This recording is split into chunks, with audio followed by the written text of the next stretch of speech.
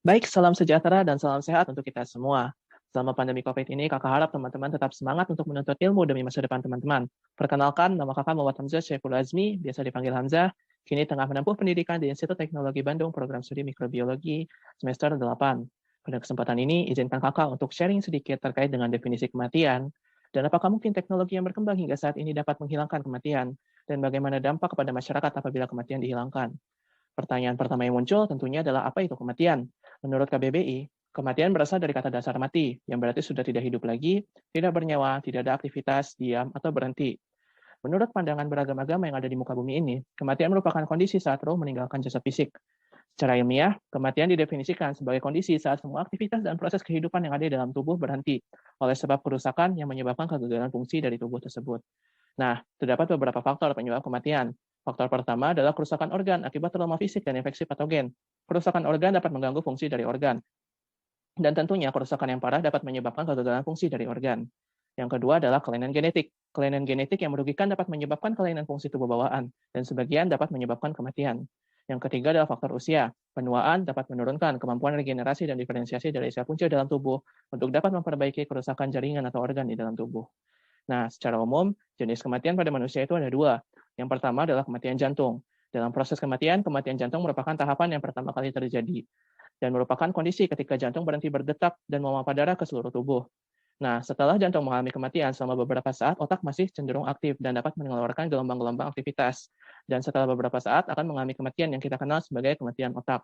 Kematian otak merupakan kondisi ketika otak berhenti bekerja dan tidak melepaskan gelombang aktivitas sama sekali. Nah, kemudian apakah kematian itu dapat dihilangkan? Nah, tentunya tidak bisa. Namun telah banyak teknologi dikembangkan untuk memperpanjang harapan hidup manusia. Apa saja teknologi yang telah dikembangkan untuk memperpanjang harapan hidup manusia?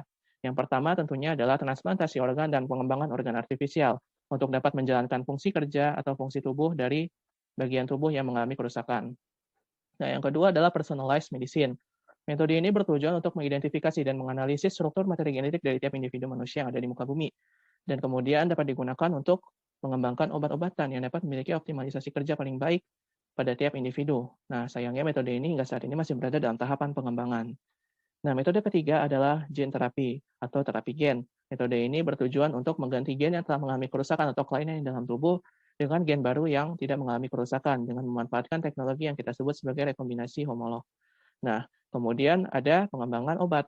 Pengembangan obat bertujuan untuk mencari bahan aktif baru yang memiliki efektivitas, efisiensi, dan tingkat keamanan yang lebih baik untuk dapat bekerja di dalam tubuh manusia. Yang kelima adalah rekayasa sel punca. Rekayasa sel punca bertujuan untuk memprogram ulang sel punca agar dapat aktif kembali melakukan regenerasi dan diferensiasi sehingga kerusakan organ dan jaringan yang ada di dalam tubuh dapat diperbaiki dengan baik.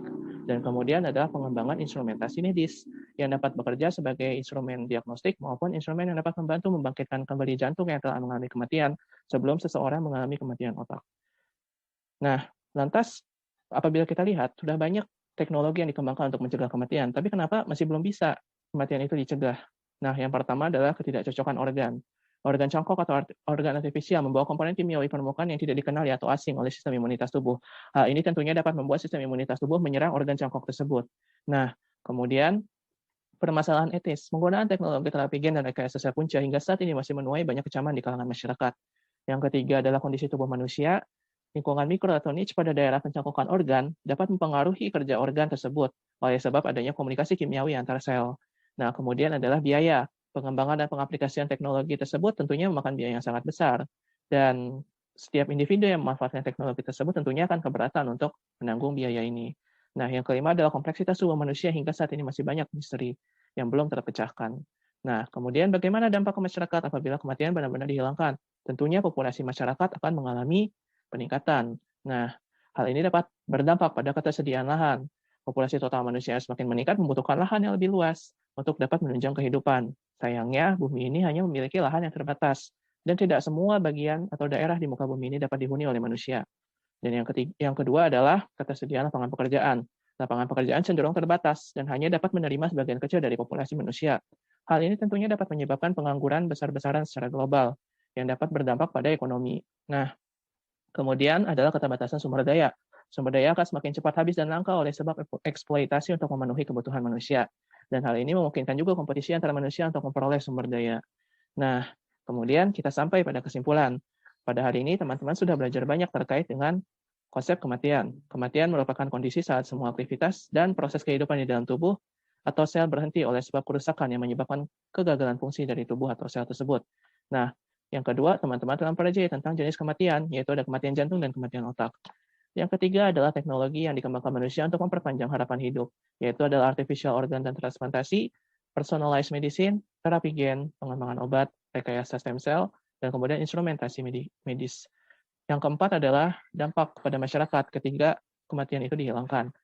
Nah, tentunya populasi total akan meningkat dan akan terjadi permasalahan lingkungan. Ketersediaan lahan akan sangat terbatas, lapangan pekerjaan terbatas, dan keterbatasan sumber daya akan terjadi. Nah, hari ini teman-teman sudah belajar banyak. Terima kasih banyak atas perhatian dan tanggapan yang akan teman-teman berikan nantinya. Apabila ada pertanyaan dan tanggapan, boleh diajukan kepada kakak secara langsung ataupun komen di kolom chat. Nah, nantinya semoga ilmu ini dapat bermanfaat buat teman-teman. Stay safe and keep learning. Bye-bye.